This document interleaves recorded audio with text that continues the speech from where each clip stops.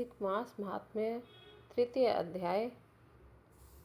नारायणं नमस्कृत्य चरं चैव नरोत्तमं देवी सरस्वतीं व्यासं ततो जयमुदीरये। सूत जी महाराज शौनकादि ऋषियों से कहते हैं, हे ऋषियों, अब आप सब एकाग्रचित्त होकर अधिक मास की उस परम पवित्र कथा को सुनिए जिसे स्वयं भगवान नारायण ने देवऋषि नारद को सुनाया था। पिछले अध्याय में आपने सुना कि किस प्रकार संसार के लोगों द्वारा मल मास कहकर दुत्कारे जाने पर वह मलिन मास अत्यंत दुखी हो गया। समाज ने उसे अपवित्र मानकर त्याग दिया था।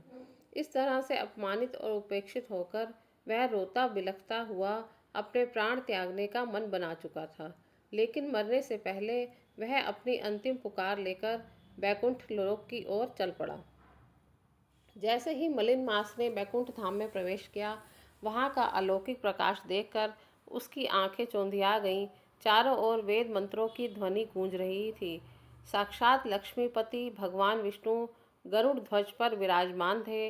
उनके शरीर से करोड़ों सूर्यों का तेज निकल रहा था, लेकिन उनका मुखमंडल चंद्रमा के समान शीतल और करुणामयी था। अपने दुखों के भारी बोझ से दबा हुआ मलिन मास दौड़कर सीधे भगवान विष्णु के चरणों में गिर गया। वह उनके दिव्य चरणों को अपने आंसुओं से धोने लगा। उसकी सिसकियां और रोने की आवाज़ इतनी करुण थी कि बैकुंठ में उपस्थित सभी देवगण और आर्षद अचंभित हो गए। मलिन मास रोते रोते कहने लगा, त्राहि माम प्रभु, त्राहि माम। इस चराचर जगत में मेरे लिए कोई स्थान नहीं है। मैं अनाथ हूँ, मैं पापी माना जाता हूँ। दया करो हे कमल नयन, मुझे इस घोर अपमान के जीवन से मुक्ति दो। या तो मुझे अपना लो या मेरे प्राणों का अंत कर दो।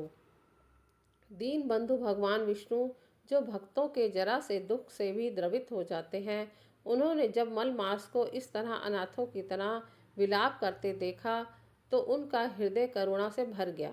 उन्होंने अपने चतुर्भुज हाथों से उठाकर मल मास को बड़े प्रेम से अपने पास बिठाया। भगवान ने स्नेहपूर्वक उसके सिर पर हाथ फेरा और सांत्वना देते हुए मधुर वाणी में कहा, हे वत्स, शांत हो जाओ, अपने आंसुओं को पोंछो।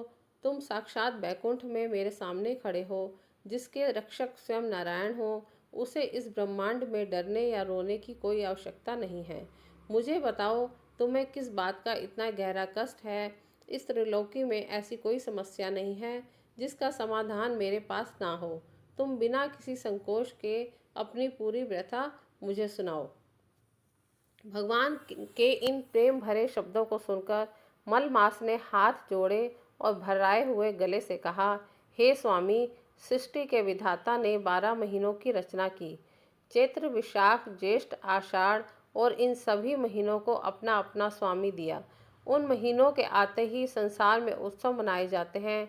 लोग यज्ञ करते हैं, दान पुण्य करते हैं, विवाह और गृह प्रवेश जैसे शुभ और मांगलिक कार्य करते हैं।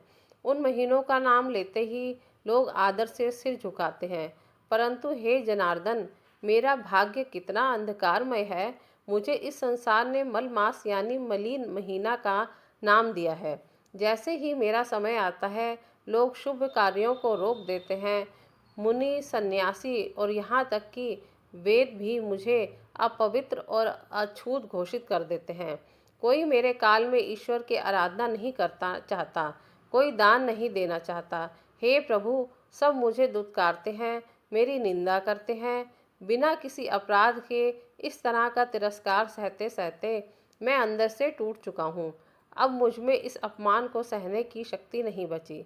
मैं इस लोक में और नहीं जीना चाहता। कृपा करके मुझे मृत्यु का वरदान दे दीजिए। मलिन मास की इस मर्म स्पर्शी बातें सुनकर भगवान विष्णु गहरे विचार में डूब गए। उन्होंने देखा कि संसार ने वाकई इस निर्दोष महीने के साथ बड़ा अन्याय किया है। भगवान ने दृढ़ स्वर में कहा, हे मलमास, तुमने रोते हुए मेरे चरणों की शरण ली है और यह मेरा सनातन नियम है कि जो एक बार मेरी शरण में आ जाता है, मैं उसका हाथ कभी नहीं छोड़ता। अब तुम्हारा यह दुख, तुम्हारा अपमान मेरा अपमान है। तुम अनाथ नहीं हो, मैं तुम्हारा रक्षक बनूंगा। परंतु तुम्हारी इस समस्या का ऐसा परमानेंट समाधान होना चाहिए कि भविष्य में कोई तुम्हारी निंदा ना कर सके। भगवान विष्णु ने आगे कहा कि इस संकट को पूरी तरह समाप्त करने के लिए हमें परम ब्रह्म सर्वशक्तिमान भगवान श्री कृष्ण जी के पास जाना होगा, जो गोलोक धाम में निवास करते हैं। ऐसा कहकर भगवान विष्णु ने अत्यंत स्नेह से मलिन मांस का हाथ थाम लिया। वे उसे सांत्वना देते हुए बैकुंठ से विदा होकर दिव्य और अलौकिक गोलोक धाम की ओर चल पड़े, जहाँ साक्षात श्री कृष्ण राधा रानी के साथ विराजमान हैं।